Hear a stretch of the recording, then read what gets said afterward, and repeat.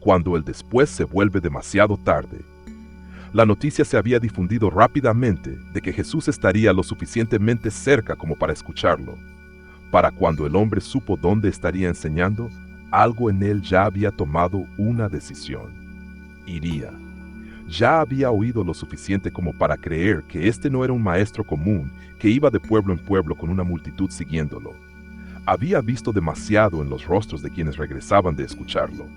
Había escuchado demasiadas veces palabras que llevaban una autoridad distinta a la de los escribas. Y aunque todavía no había ordenado cada pregunta en su propio corazón, había llegado a creer que Jesús era aquel a quien Israel había estado esperando por tanto tiempo. Así que reunió a su familia y fue. Había gozo en él mientras se dirigían hacia allá. No un gozo ruidoso, no del tipo que habla demasiado pronto, sino algo más callado, más firme, esperanza. Del tipo que empieza a levantarse cuando el anhelo comienza a tomar forma. Mesías. Esa palabra había vivido en él desde la niñez. Como todo judío fiel, había sido criado con las promesas. Un rey por venir, un libertador, la consolación de Israel, aquel por medio de quien Dios actuaría decisivamente por fin. Y ahora Jesús estaba cerca. Los caminos estaban llenos de otros que pensaban lo mismo. Familias caminaban en pequeños grupos, los hombres hablaban en voz baja, los niños avanzaban y volvían atrás. El polvo se levantaba bajo sus pies mientras seguían adelante.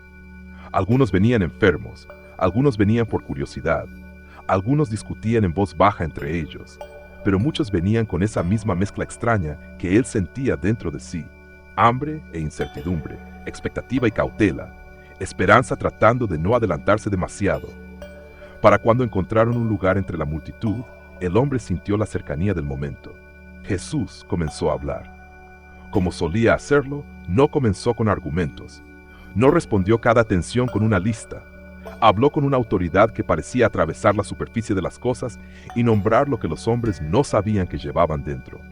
Y el hombre escuchaba como siempre, inclinándose hacia adelante, queriendo entender, queriendo retener cada palabra. Pero había cosas que Jesús decía que aún lo inquietaban. Él creía que Jesús era el Mesías. Eso había quedado claro. Lo que no había quedado claro, al menos no de una manera que él hubiera recibido con agrado, era el tipo de vida que este Mesías seguía describiendo. Jesús hablaba de un corazón limpio, no solo de manos limpias. Hablaba de amar a los enemigos, de poner la otra mejilla, de servir en lugar de exaltarse a uno mismo, de una justicia más profunda que la apariencia exterior. Hablaba como si el reino de Dios no fuera solamente acerca de la liberación de los enemigos, sino acerca de la transformación de las personas. El hombre se encontraba atrapado entre la atracción y la resistencia. Él quería al Mesías. Pero el camino del Mesías parecía llegar más lejos dentro de su vida de lo que había planeado. Había enseñanzas que admiraba a la distancia y seguía posponiendo de cerca. Un resentimiento en casa que no había soltado. Una dureza en ciertas conversaciones que seguía justificando porque la vida era cansada y el trabajo pesado. Una vida de oración que aún existía, pero que se había vuelto lo suficientemente delgada como para encajar alrededor de todo lo demás. No había rechazado las palabras de Jesús. Simplemente había seguido acomodándolas para después. Después, cuando el trabajo fuera menos exigente. Después, cuando las presiones familiares disminuyeran. Después, cuando la vida estuviera menos llena. Después, cuando hubiera más espacio para pensar seriamente en el hombre interior. Después, cuando los aspectos más agudos de las palabras de Jesús pudieran enfrentarse sin alterar todo. Aún oraba, aún creía, aún pensaba de sí mismo como un hombre que esperaba al Rey de Dios. Pero si hubiera hablado con honestidad, habría tenido que admitir que había pasado gran parte de su vida tratando de encajar al Mesías en su mundo, en lugar de encajar su mundo en el Mesías. Aquel día, Jesús contó una parábola que no le permitiría quedarse allí. Entonces el reino de los cielos será semejante a 10 vírgenes que, tomando sus lámparas, salieron a recibir al novio. Mateo, capítulo 25, versículo 1. El hombre escuchó con facilidad al principio. Las bodas eran cosas familiares. Esperar al novio, lámparas en mano, la emoción del banquete venidero. Nada de eso parecía distante de la vida cotidiana. La historia avanzaba con la sencillez que Jesús usaba a menudo, imágenes ordinarias que parecían inofensivas hasta que dejaban de serlo. 5 de ellas eran insensatas y 5 prudentes. Mateo, capítulo 25, versículo 2. Esperó ver qué tipo de insensatez quería decir Jesús. Tal vez descuido, burla, desprecio abierto por el momento. Algo obvio, algo fácil de reconocer y aún más fácil de separar de sí mismo.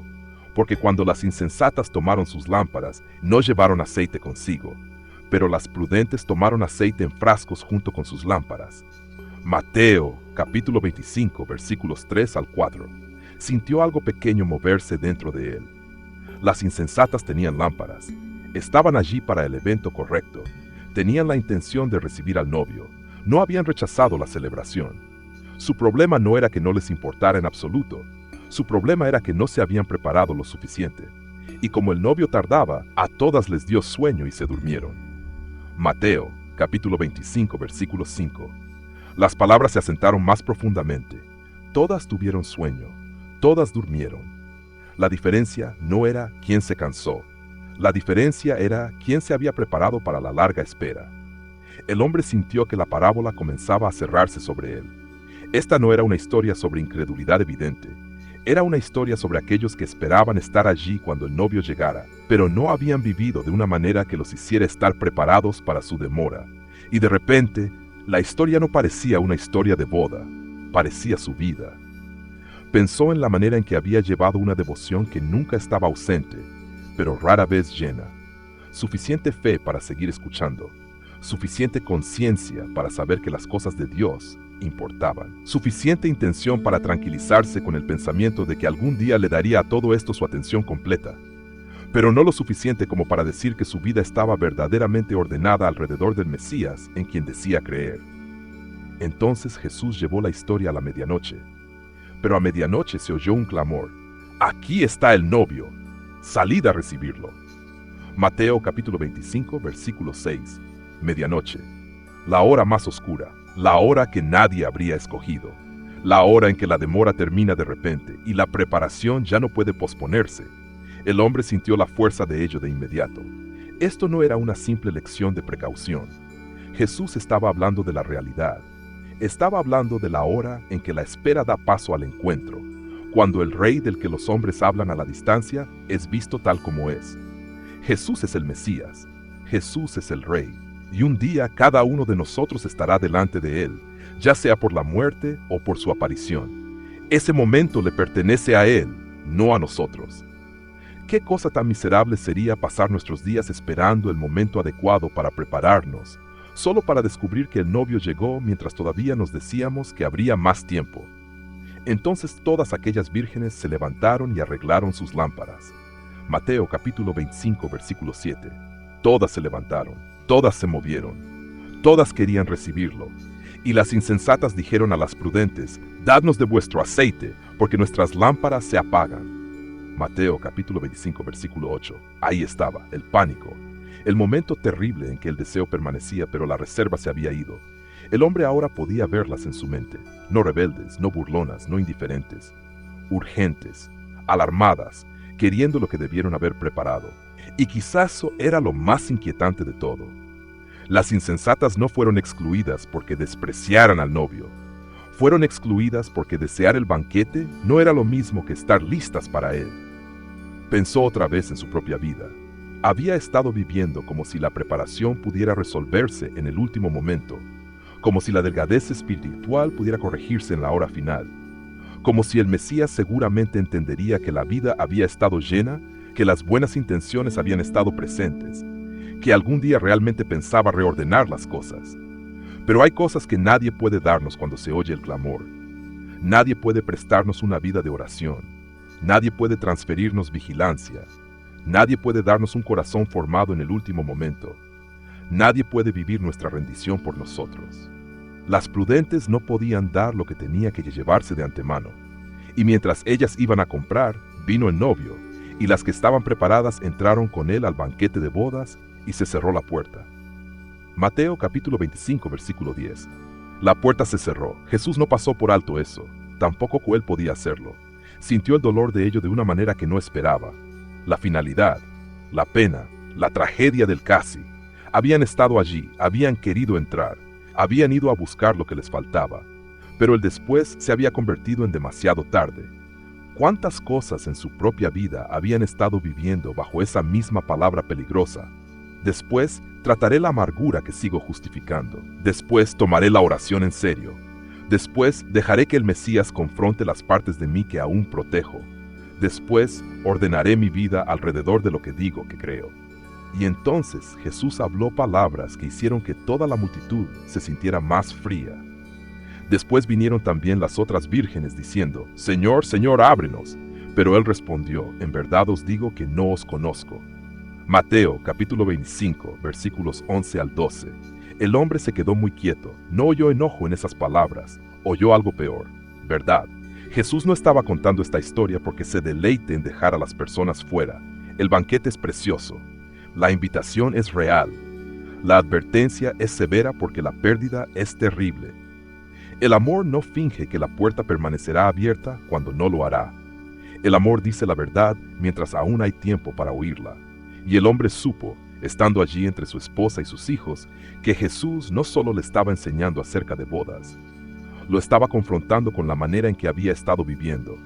No lo suficientemente vacío como para alarmarse, pero no lo suficientemente ordenado como para decir con honestidad que estaba esperando al rey con toda su vida. Y por primera vez, eso ya no se sentía seguro, se sentía trágico. A su alrededor, la multitud se movía mientras Jesús llevaba la parábola a su conclusión. Velad pues porque no sabéis ni el día ni la hora. Mateo capítulo 25, versículo 13. Comenzó el camino de regreso con los demás, pero el camino ahora se sentía distinto. El mismo polvo se levantaba bajo sus pies. Las mismas voces se movían a su alrededor. Los niños seguían haciendo preguntas. Los hombres seguían hablando de lo que habían oído. Pero por dentro, algo había llegado a un enfoque claro y doloroso. Había estado esperando al Mesías, pero no como un hombre que cree que el Mesías realmente puede venir. Había estado viviendo como si la devoción pudiera seguir siendo delgada y aún así ser suficiente, como si una vida ocupada justificara una descuidada, y ahora no podía dejar de verlo. El rey en quien creía era real. La venida de ese rey era real. El banquete era real. La puerta cerrada era real. Y cualquiera que fuera el significado completo del aceite, al menos sabía esto. Representaba la diferencia entre decir que estamos esperando al novio y realmente vivir como quienes están preparados para él. Esa noche, mucho después de que el ruido del día se desvaneciera, se sentó en silencio y dejó que la parábola lo examinara. ¿Qué significaría dejar de esperar a que la vida se acomode antes de darle al Mesías lo que le pertenece ahora? ¿Qué significaría permitir que la oración, la palabra de Dios, el arrepentimiento, la adoración, el servicio y la obediencia dejen de ser cosas que pensaba profundizar algún día y se conviertan en la forma ordinaria de una vida que verdaderamente espera al Rey?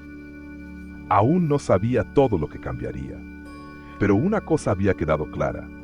Ya no podía conformarse con encajar a Jesús en su vida. Su vida tendría que encajar en Jesús. Y quizás ahí es donde esta parábola aún nos encuentra. No entre los que odian abiertamente al novio, sino entre los que asumen que el deseo es lo mismo que la preparación. Entre los que llevan lámparas, hablan de esperanza y piensan estar allí, mientras silenciosamente dejan que la devoción se vuelva delgada. Entre los que siguen diciéndose que cuando la vida se calme, cuando el trabajo disminuya, cuando las demandas familiares bajen, cuando finalmente llegue la temporada correcta, entonces llenarán lo que han descuidado. Pero Jesús nos dice la verdad antes de que llegue la medianoche. Él es el Rey, Él vendrá. Y la condición más triste de todas es seguir posponiendo la preparación para el momento más seguro de nuestro futuro. Mientras reflexionas sobre esta enseñanza hoy, considera dónde puedes estar viviendo con más intención que preparación. ¿Dónde nos hemos estado diciendo que después será el momento adecuado para darle a Jesús una atención más plena, una obediencia más profunda y un corazón más rendido?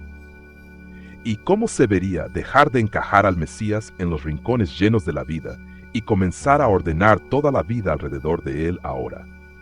Si estás dispuesto, comparte tus reflexiones o preguntas en los comentarios para que podamos aprender y caminar juntos en este camino.